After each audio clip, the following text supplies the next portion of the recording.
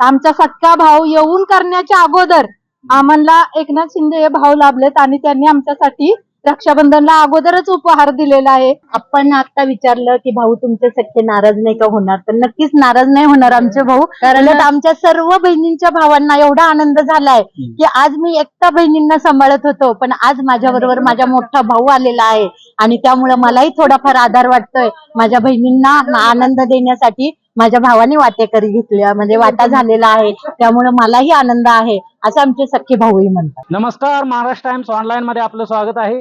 आज सातारा जिल्ह्यामध्ये मुख्यमंत्री माझी बहीण जी योजना आहे त्याचा पूर्ती सोहळा म्हणजे वचनपूर्ती सोहळा आज संपन्न झालेला आहे आणि या ठिकाणी आता ज्या लाभार्थी महिला आहेत त्या आपल्या समोर उपस्थित आहेत.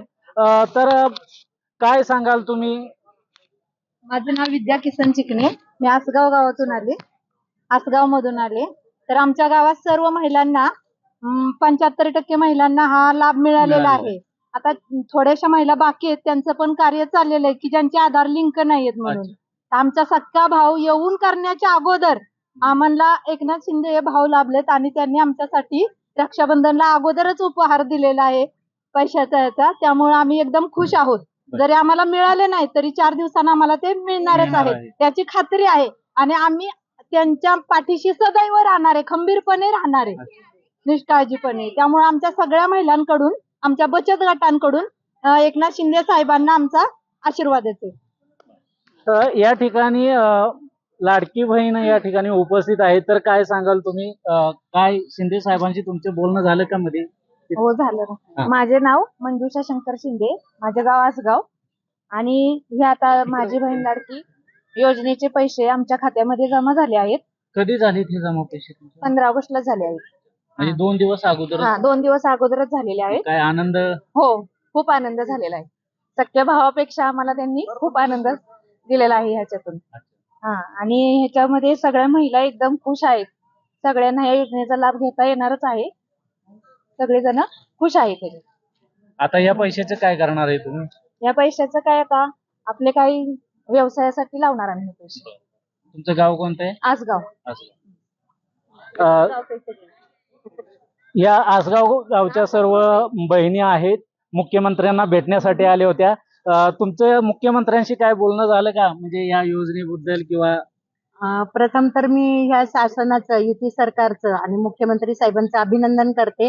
मी सातारा जिल्हा संपर्क प्रमुख महिला आघाडी हेमलता लक्ष्मण शिंदे आणि ह्या सर्व महिला बचत गटातून आलेल्या आहेत आणि त्यांना एवढा आनंद होतोय की आज आम्ही बचत 1-1 रुपयाची 2-2 रुपयाची करत होतो, तेव्हा कुठे आम्हाला 2-3 महिन्यांनी 1500 रुपये साठत होते.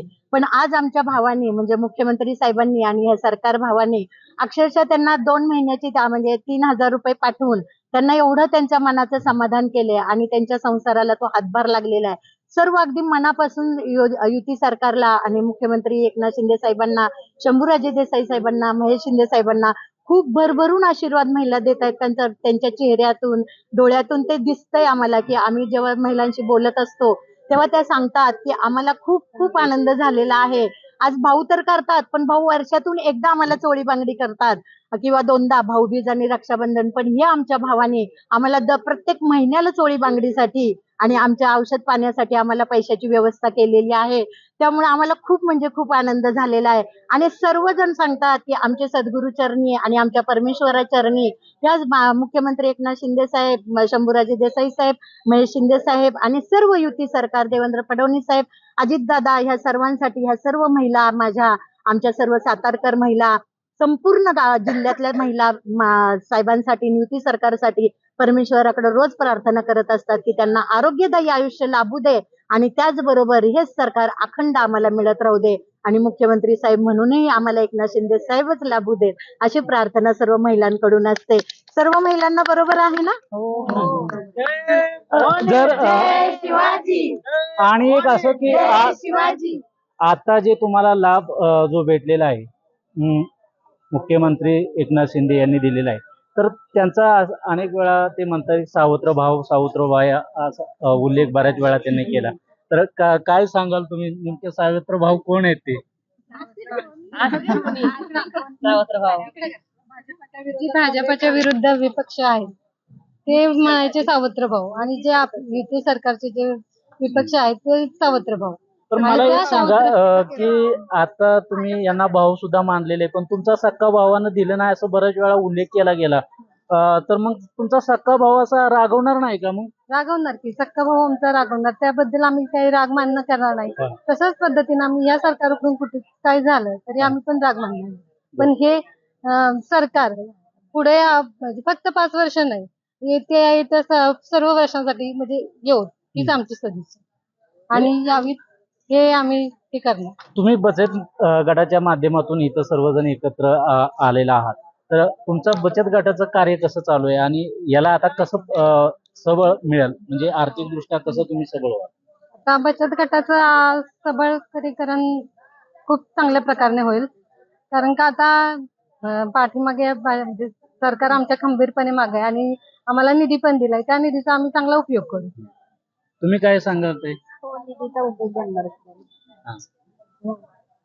तर या ठिकाणी ज्या लाडक्या बहिणी आहेत त्या सुद्धा आता आपल्याशी बोलणार आहेत. काय सांगाल तुम्ही या